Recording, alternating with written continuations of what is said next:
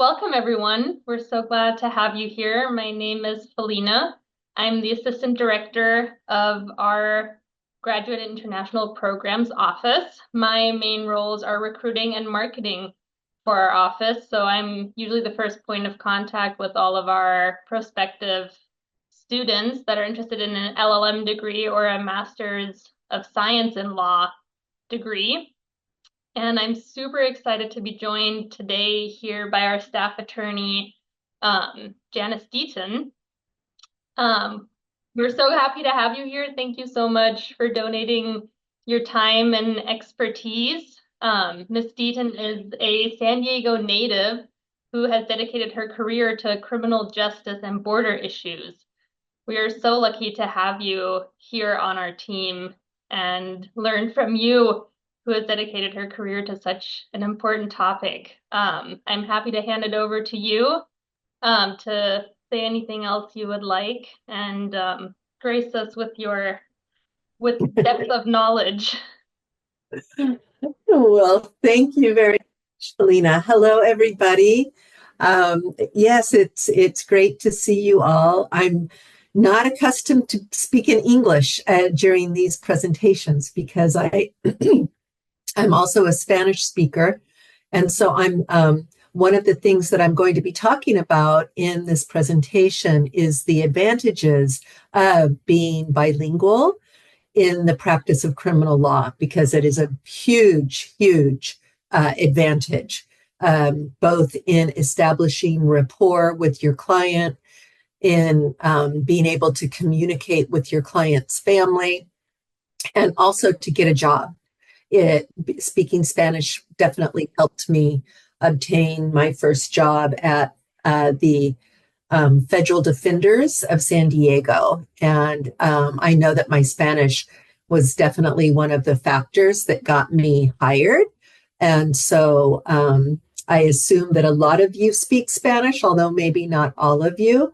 But if you speak any other languages other than English, regardless of what it is, that is very, very helpful. So I have a little PowerPoint. I'm going to share with you all. Let's see. I think this should work. Does everybody see the PowerPoint? We can see your PowerPoint. Perfect. Okay. So the topic for today is practicing criminal law in the United States, challenges and opportunities. And so, first of all, I'm going to share a little bit about what it takes to become a criminal attorney, whether you're a prosecutor or a defense attorney, which is basically the requirements to practice law in the United States. And then I will go over some of the challenges and I will end with the opportunities. So, first of all, here we go. Okay. So what are the requirements to practice law in the United States? And those of you who attended Robin's talk I believe it was last week, on different pathways to the bar exam, you've already heard this. So I am not that is not the topic of this talk. But what I'm going to do is just do a very brief review on this slide. And so, obviously, first and foremost, you need to be able to speak English well enough to be able to speak and converse. If you are understanding this presentation, then your English is very likely good enough to study in English and also to take the bar exam. So, first of all, English proficiency, and I'll give a couple of applications for language learning in just a moment. You must get an advanced law degree in the United States. So those of you who are attorneys elsewhere with your degrees in law, that helps. But on top of that, if you're already a foreign attorney, on top of that, you must take basically a master's degree, which is called the LLM. And you must get an LLM from an accredited university. Mexico, for example, has over 2,000 law schools or 2,000 universities that include law as a career, whereas the United States has, I believe it's 200. So it's vastly, like 0.5% of how many law schools there are in Mexico. So the United States has many fewer schools, and the admissions process sometimes is more difficult than others. I know there are certain schools in other countries that are very, very difficult to apply and get into. But once you have completed and graduated from the LLM, then you must take the bar exam. I'll talk about that in just a moment. And then finally, something that is unique to the United States that not very many other countries have is a professional responsibility exam. Each state has its own bar, and they conduct certain investigations. And I'll be talking about that as well. Oops. Let's see. Hi. Okay, here we go. English proficiency. So as you saw in the previous slide, you must speak English well enough to study and to take the bar exam. You must be able to communicate with your clients, obviously. You must be able to communicate with the court and with opposing counsel. There are other judicial operators. For example, there are police officers.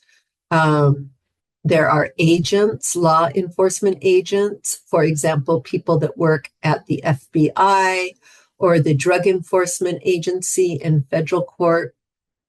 And so we must be able to communicate with all of these different judicial operators. There are many ways to improve your English if you are concerned about your level of English now. And living right here in San Diego, and I'm on the border. We are all, the University of San Diego is on the border with Tijuana. And my friends who live and were raised in Tijuana who speaks English very well, they all tell me that they grew up watching English television or listening to American radio. And so I encourage you all, if English is something that you want to improve, just watch movies in English with Spanish subtitles. I still do that the other way around. If there's a movie in Spanish, sometimes I will still include subtitles so that I can pick up on those words. But here is a list of applications for your phone that are very, very popular, and some of them have small costs. But Duolingo is very popular. I have lots of colleagues that are studying various languages on Duolingo. It's a free application, and it really keeps you going. And so one of my colleagues at the University of San Diego Law School is actually studying a language, and he has over 1,000 like 1,500 days in a row. So that's 6 years where he has not missed a day. So Duolingo really keeps you going and encourages you to study every day. Babbel is also a very good, and it's an older app. It's an older application. Rosetta Stone is a very popular application. It does have a small fee. And then finally, Mondly. But there are many more. If you just Google English learning apps, Google will provide a lot of options. But I recommend starting with Duolingo. It has a lot of games, a lot of fun, and it seems to be a very good application. So you speak English well, and so now let's get our education out of the way. So you must get an LLM from an accredited university. And so once you complete the LLM, then you can take the bar exam. The California Bar does an investigation to make sure that you have completed the education requirements. And once you've completed them, then you are eligible to take the bar exam. Passing the bar exam. I'm sure some of you have heard about our bar exam. Every state in the United States has a bar exam. Most states allow you to take the bar there regardless of where you go to school. There are some exceptions, but they are very few. And certainly the LLM at the University of San Diego qualifies for, if not all, almost every state in the United States for you to take the bar exam. As you can see on the slide, some states have easier bar exams than others. The bar exam is a way to regulate the number of attorneys in a specific state. And for example, California with Los Angeles, San Francisco, and San Diego, and of course the capital, Sacramento, we have a lot of lawyers here. And so our bar exam is pretty challenging. So it's very important to study not only in the LLM program, but also prior to taking the bar. There are several abbreviated courses that you're allowed to take to study for the bar. And then finally, as I mentioned, the United States has a unique requirement which concerns our moral character, our virtue. And this is because attorneys, we have great responsibilities. If somebody comes and pays an attorney $5,000 or $10,000 to take their case and then doesn't do anything, what does the client do? In many other countries, the client can't do anything. They've just lost the $10,000. Their only recourse, their only option is to then go hire another lawyer, hoping that that second lawyer will do the job.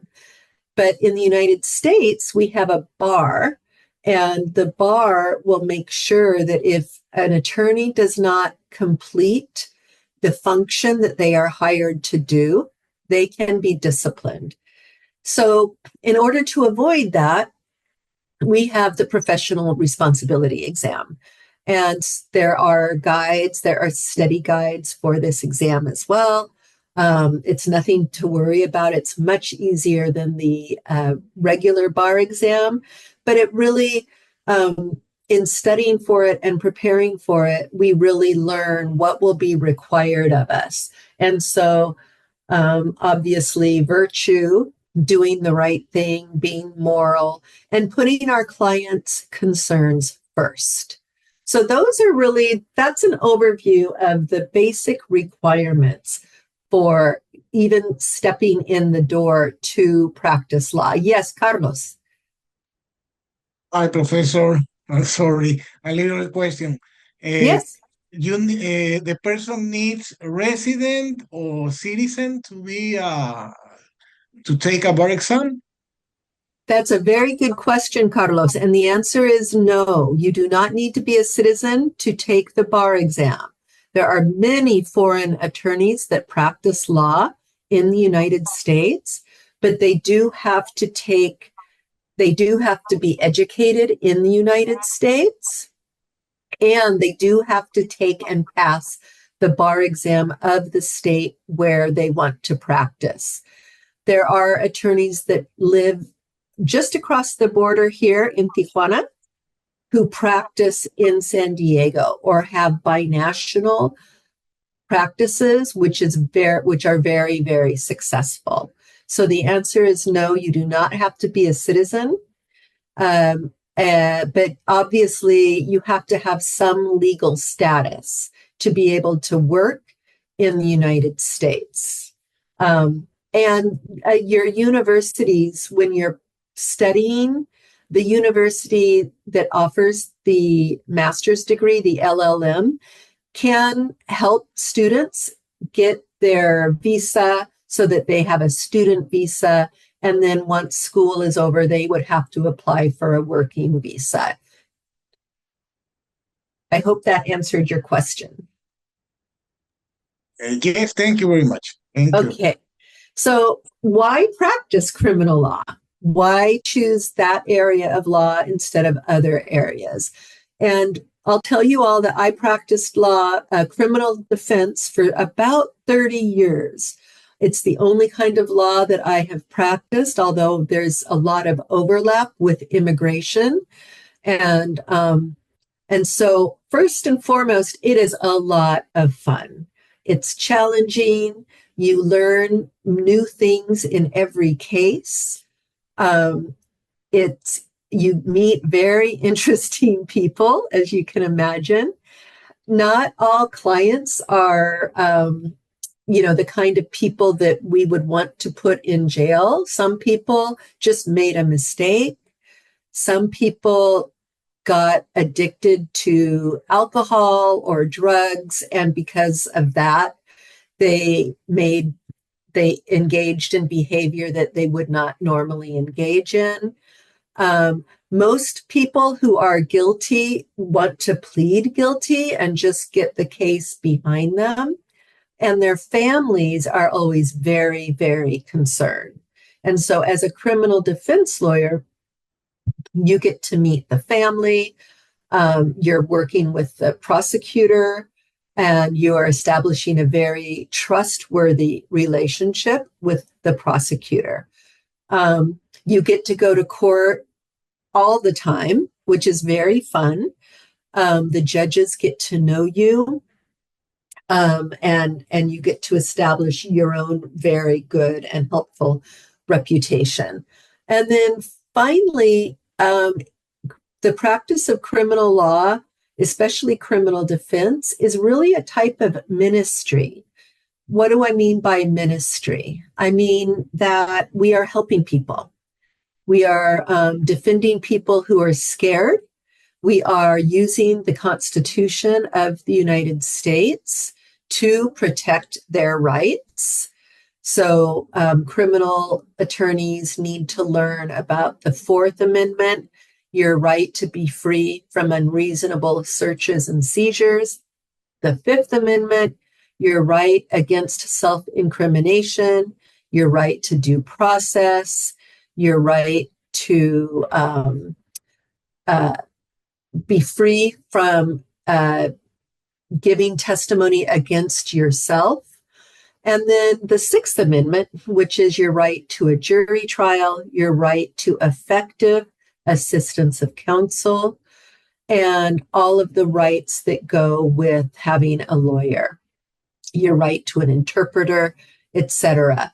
And so as a criminal defense attorney, we are really the last stop between an illegal arrest or an unconstitutional accusation and our client. And so we are the ones that really use the Constitution to protect our clients as a shield. And so I've told you why it's fun and why it's exciting to be a criminal defense attorney. Now I'm going to tell you a little bit about the challenges of being a criminal defense attorney, and especially for foreign attorneys. So first of all, we have a common law system in the United States, which means that when we are doing research or investigation for our cases, we are studying what's called precedent. So we read cases to learn what the law is. In Mexico, for example, there is jurisprudencia, which is a group of cases, and it outlines what the law is. In the United States, it's one case at a time. And so you need to learn the procedure. American law can be very procedural. And we need to, as I just shared with you, you need to know the Constitution so that you can protect your client's constitutional rights. When we are in court in trial, we need to know the rules of evidence. And this is all covered, by the way, in the LLM. So all of these areas you will be studying in an LLM program. And then finally, every court has its own local rules. And those are pretty simple. Judges will send out their own rules from their chambers.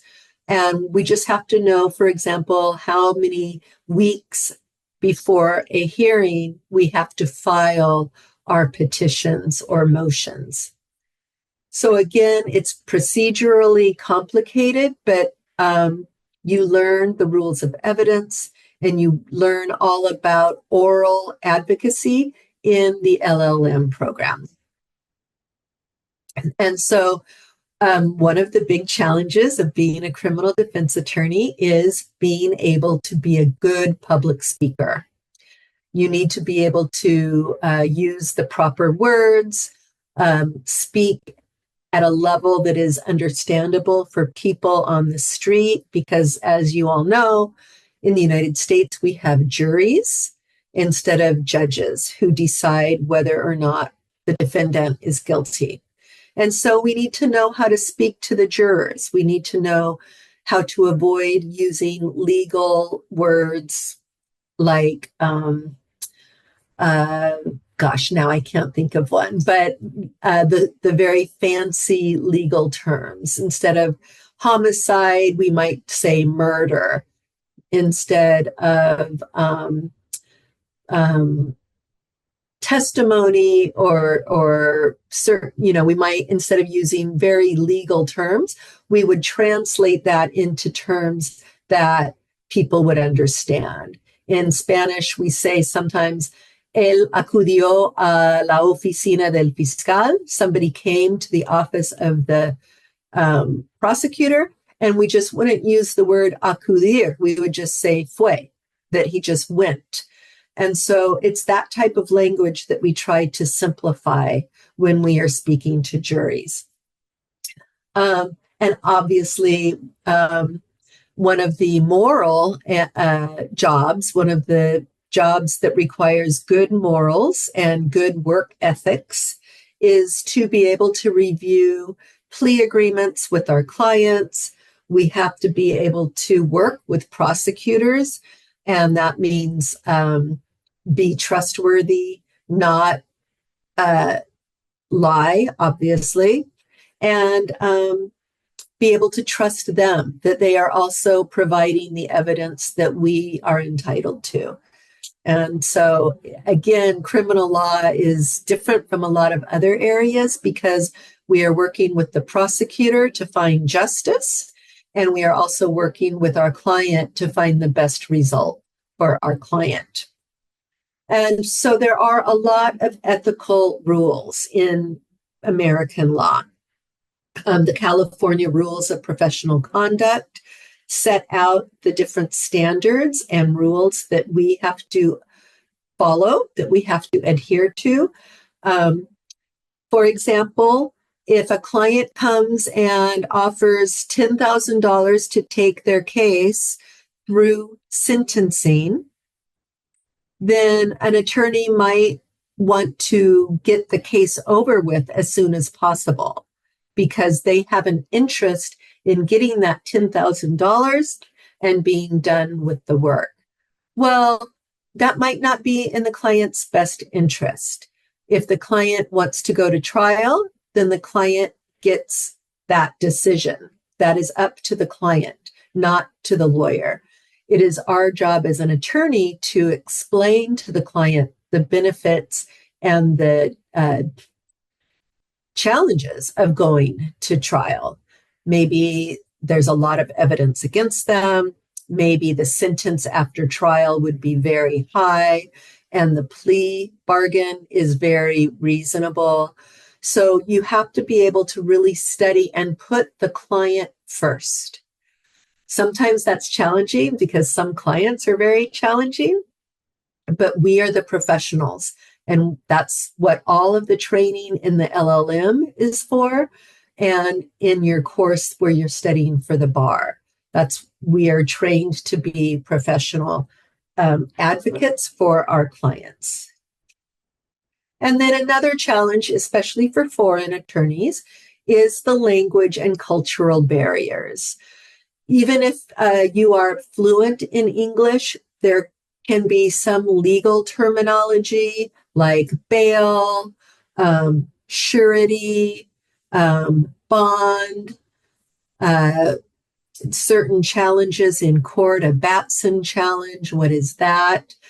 And a Batson challenge, just to explain, is when an attorney challenges opposing counsel's excusing of a juror based on race or some other protected group. For example, if there are 20 people being interviewed to go on a jury, and the prosecution excuses and dismisses every single person who is Black, then the defense attorney can challenge that as a Batson challenge. So that's a detail that is not super important for today's purposes, but since I used the term, I wanted to explain what it meant.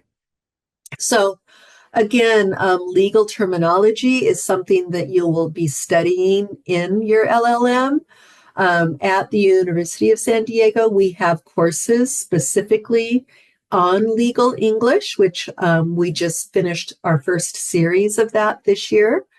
And you need to be able to learn court practices, what is expected of us when we go into a courtroom, and then other cultural differences. I know that when I traveled again to Mexico, I just got back from the beautiful city of Oaxaca, and there are some beautiful, beautiful cultural practices in Mexico that we don't practice in the United States. For example, people are such good hosts in Oaxaca.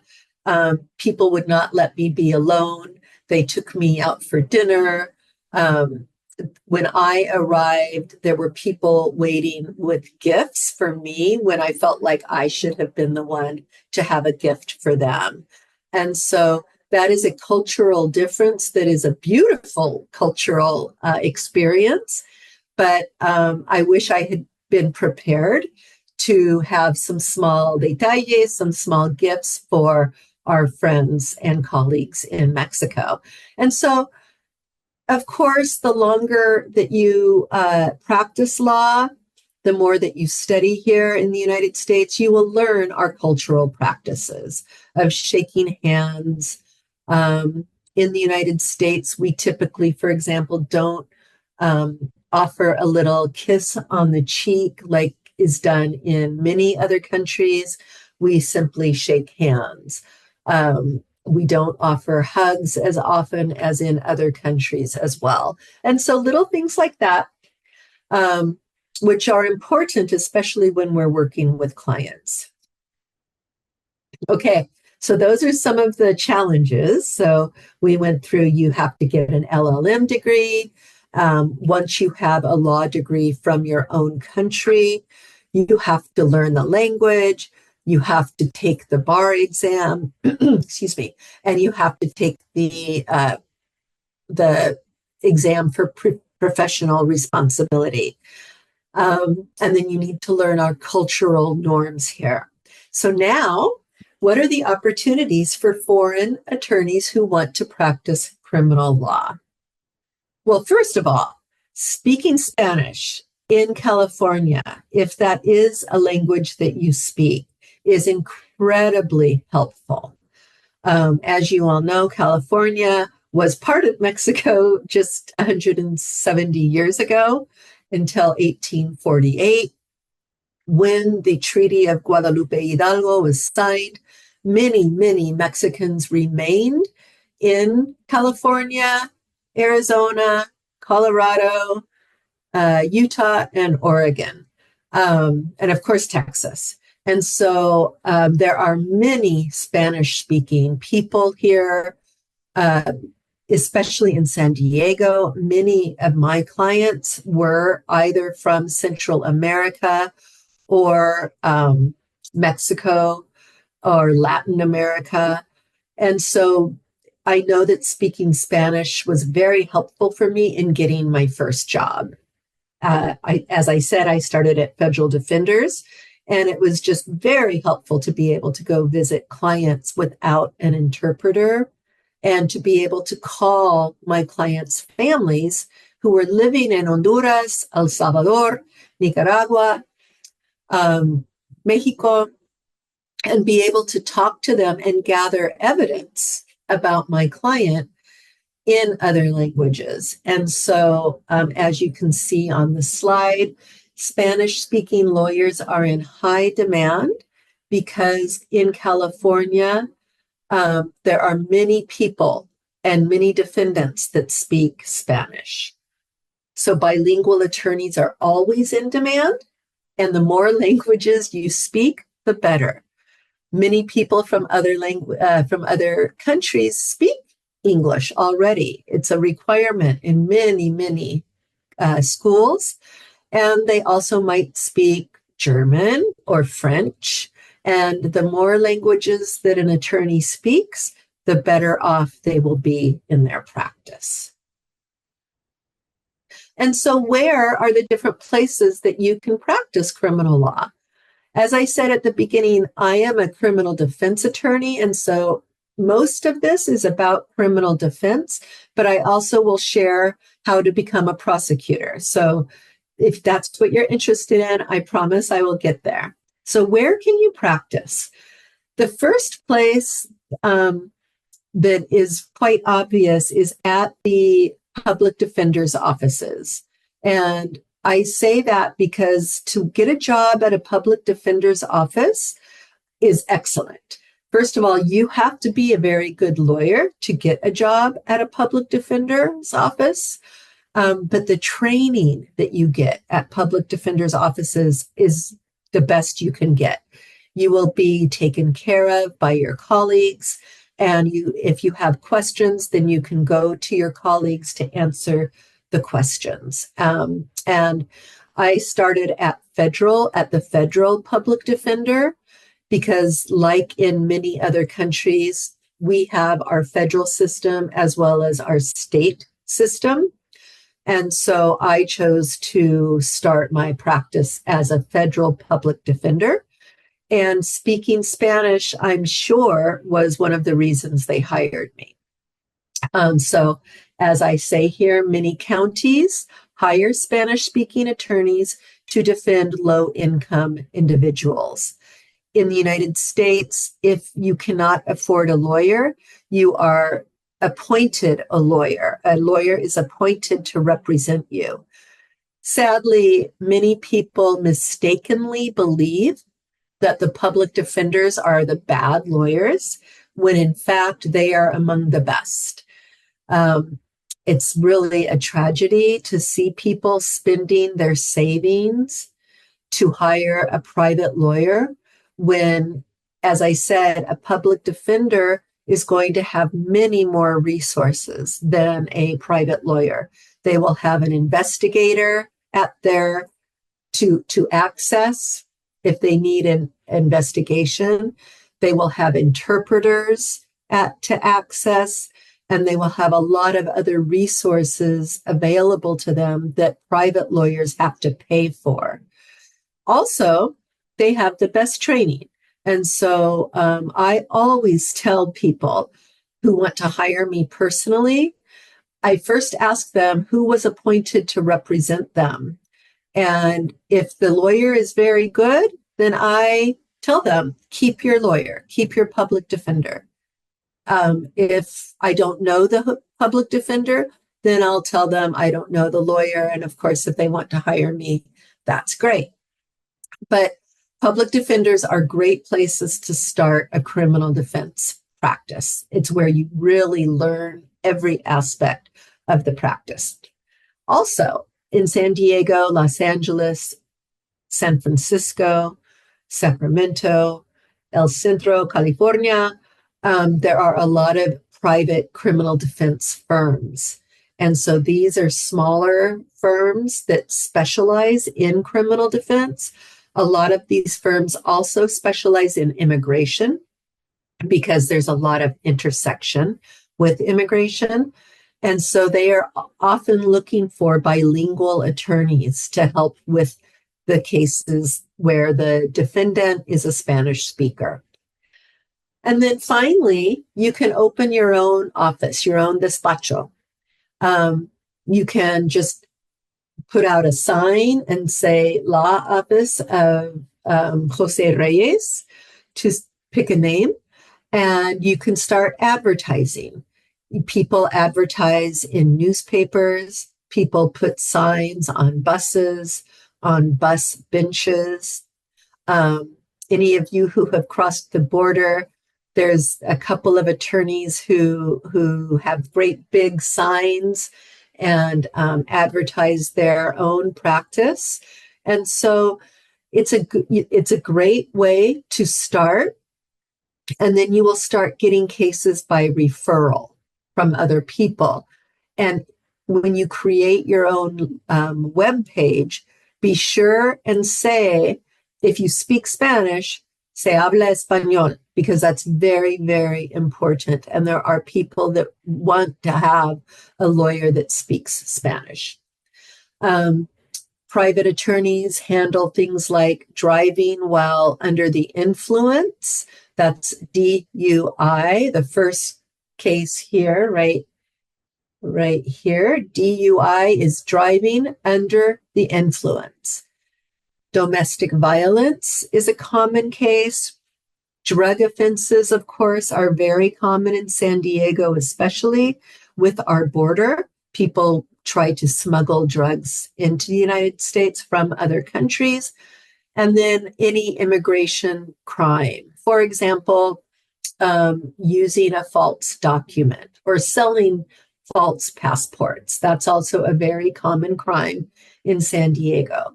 And so you can open your own law firm, your own law practice, and you can focus on these kinds of cases. Any questions so far? Nope. Okay. None in the chat. No. Okay, great. Oh, yes, Elizabeth. Hi, Miss. How are you? I'm good. How are you? Nice to see you. Hi, nice to see you too. I'm living now in Utah, but I wanna maybe move to San Diego. But I don't know.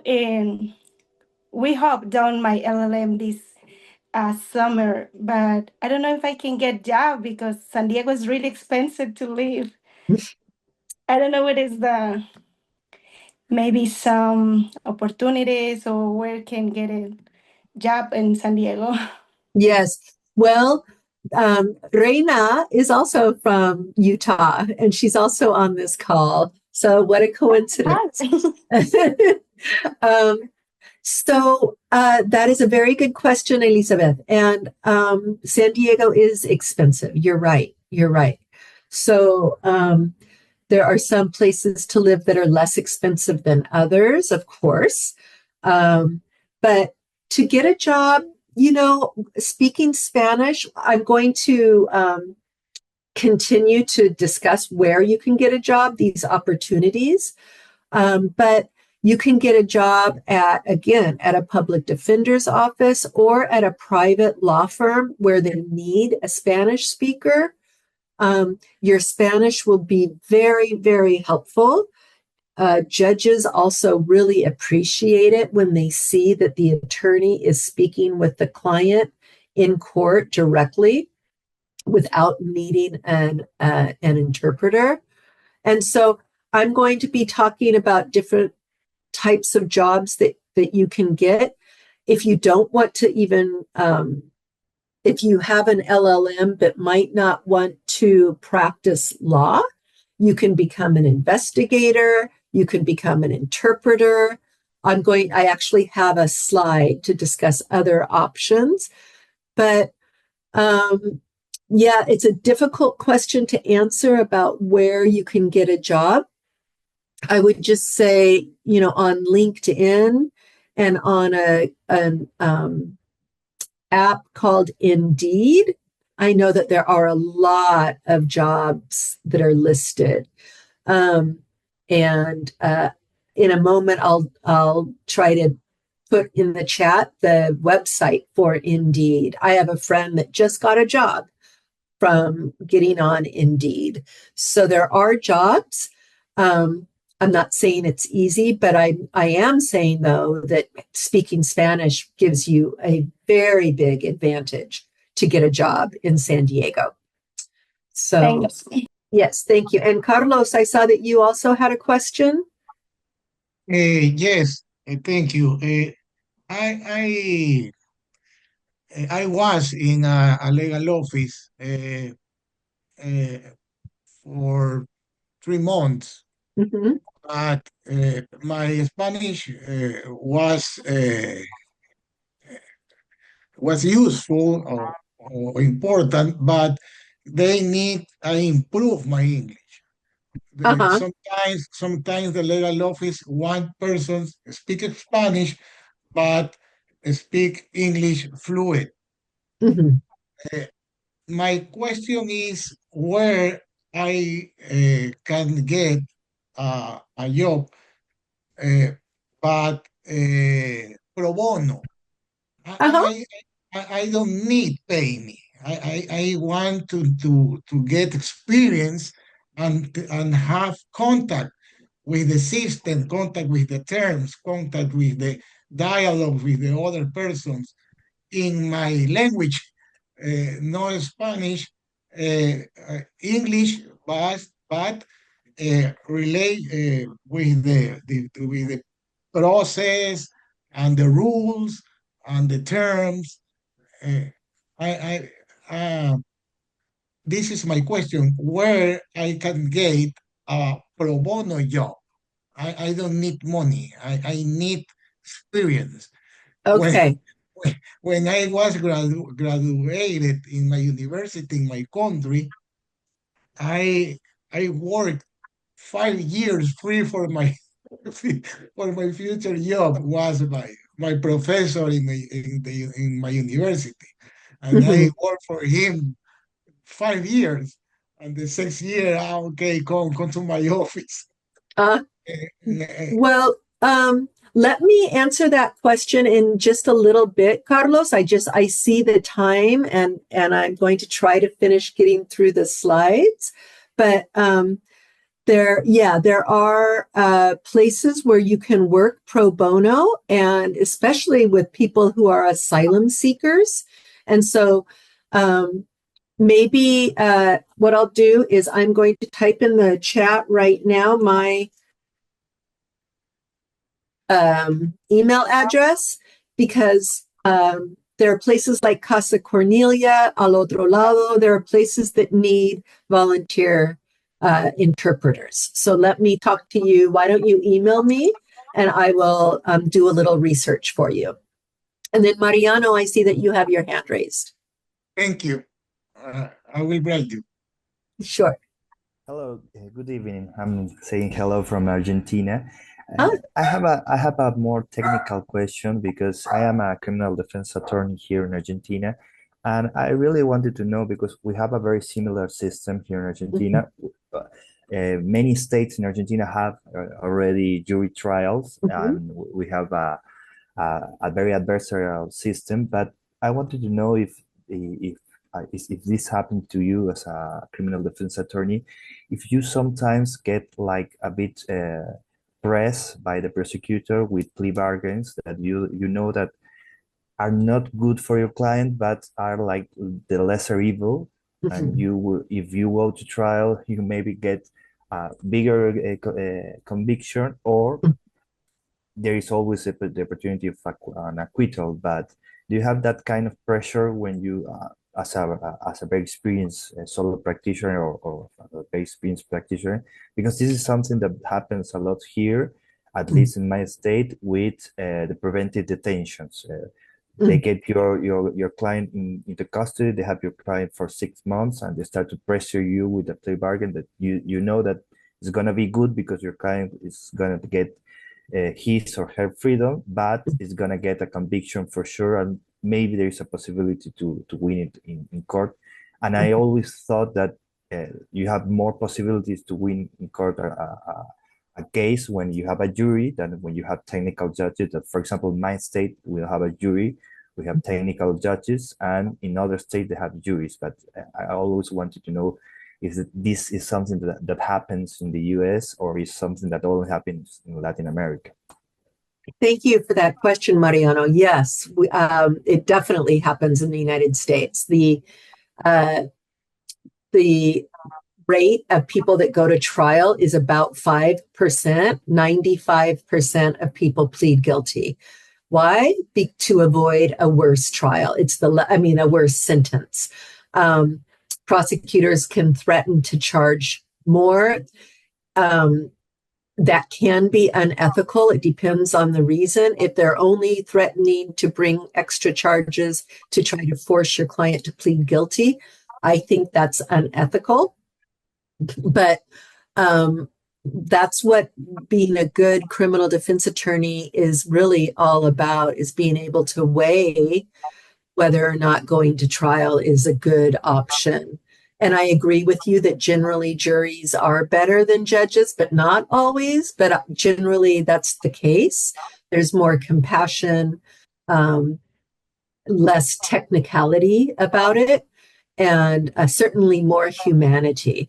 But the answer is, oh yes, there is a lot of pressure. Your client wants to get out of jail. That's why bail is so important, to try to get clients out. And then they're fighting the case with freedom. Those are actually the clients that usually want to go to trial because they don't want to plead guilty and go back into custody. So we don't have preventative prison exactly, but we have a lot of detention cases where the detention is presumed. And so it's really very similar.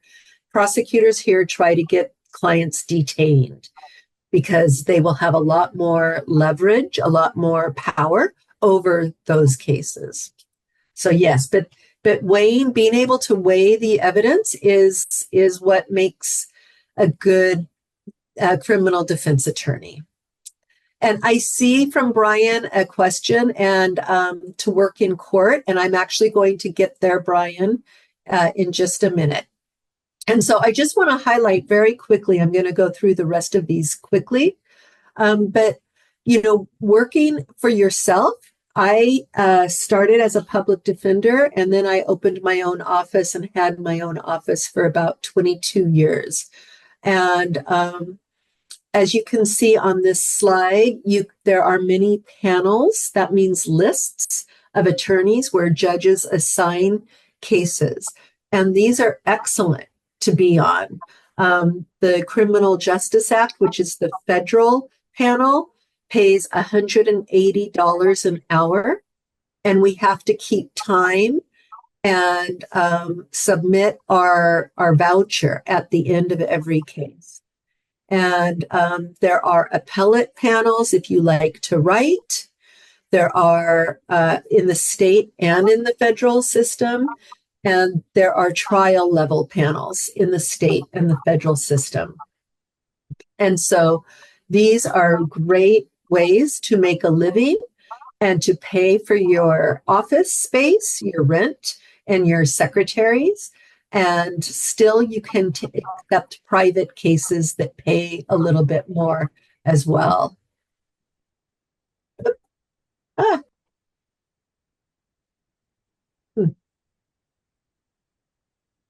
Okay. Finally, I want to talk a little bit about the overlap with immigration, because this is another really good opportunity for Spanish speakers. There are a lot of immigration overlaps. When people get convicted of a crime, that can make them deportable. When a client has lived here for 20 years, they might not even speak another language, but they get convicted of getting in a fight or domestic violence, then they can be deported. And so it's important to consider all of these things when you decide whether or not to accept the plea agreement. And to Mariano's question just now, in these types of cases where your client is facing deportation, those are the cases that are more likely to go to trial, because your client being deported is way worse than spending 6 months in jail for a lot of people. And so there is a lot of overlap, and your Spanish will be very, very helpful in these types of cases where people are green card holders or visa holders and don't want to be deported. Now, these are other opportunities other than practicing law. And so, Elizabeth, this is to go to your question. There are a lot of ONGs, NGOs, legal aid organizations, also Carlos. They are always looking for interpreters for people to volunteer. So I just named a very few.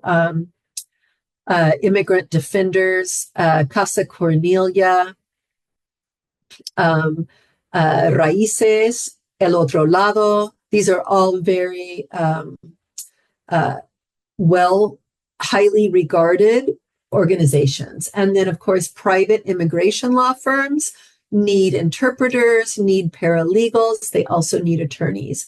And then also, you can open your own firm specializing in trying to erase people's convictions to help them stay in the United States. And then I promised you I would mention prosecutorial work, and speaking Spanish is also very helpful in prosecution for the same reasons. You can interview witnesses in their own language. The district attorney's office is always looking to hire Spanish speakers. They can work with victims who don't speak English. We have, of course, there's our immigration service, which right now is not very popular in the United States because the political atmosphere is very difficult for immigrants right now. But there are jobs there at ICE, at the Department of Homeland Security. They are always looking for people who speak Spanish. And this is really a little bit more of the same. Advocacy groups like the ACLU, Human Rights Watch, legal aid societies. The American Bar Association has an immigrant Justice Council, and they represent people who are facing removal or deportation. And so there are a lot of non-governmental organizations that also need Spanish speakers. And then if you do go into private practice, there are some really great organizations that can help you. And so I'm going to put these, I'm going to put those in the chat. CACJ, California Attorneys for Criminal Justice, the National Association of Criminal Defense Lawyers. These are, I'm sorry, I keep doing that. These are both really good organizations that you can get a lot of help with. And then they put on presentations like this one, Race Matters. And then there's some alternatives to practicing law. You can be a consultant. And so anybody that is interested in being a consultant, for example, if somebody needs an expert on Argentinian law, Mariano could appear, as an expert witness. Policy research and investigation for NGOs. And then, of course, being a paralegal, interpreter, or an investigator are all available to people who might not want to practice law, but want to be in the legal industry. And so in conclusion, at 1 minute to 5 o'clock. Your Spanish fluency is a huge asset in the practice of law. Excuse me 1 second. Much better. You'll have a real advantage as a Spanish speaker, whether you want to be an interpreter, a paralegal, an investigator, or an attorney. And so all of you that are here are well on your way with your English. And so I want to congratulate you all and thank you for being here. Thank you very much. Thank you, Janice. Thank you so much. I think we had one question left in the chat from Juan. He had raised his hand. Hi, good afternoon. I have one question. Hi, my question is, I am attorney in Peru. No, I'm continuing working over there a part of time, no, because I'm living now in the United States, but I continue my practice in Peru. I want to know if how I am a resident permanent in the United States, if I could get the bar or license to work in the United States, will I continue working in both countries in the same time, or I have to keep one of my practices out? There is no reason, at least from the United States perspective, that you cannot practice law elsewhere. For example, there are people that have law practices in San Diego and also Tijuana.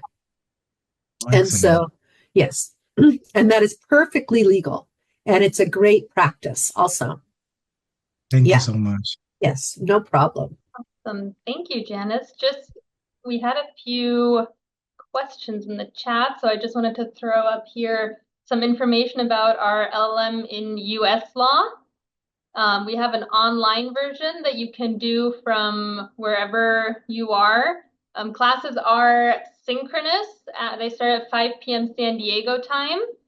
So if you are located in Europe or Asia, it might be a little bit difficult to join that, but anywhere in our time zone, any time zone close to the US, it's a great opportunity. It covers all the multi-state topics. If you're interested in taking a bar somewhere in the US, we have our QR code to our application through our website.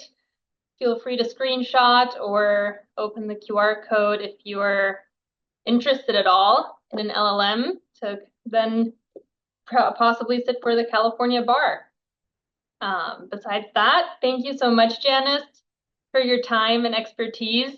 That was super interesting. I always think the US criminal justice system is deeply, deeply interesting, especially for foreign educated attorneys.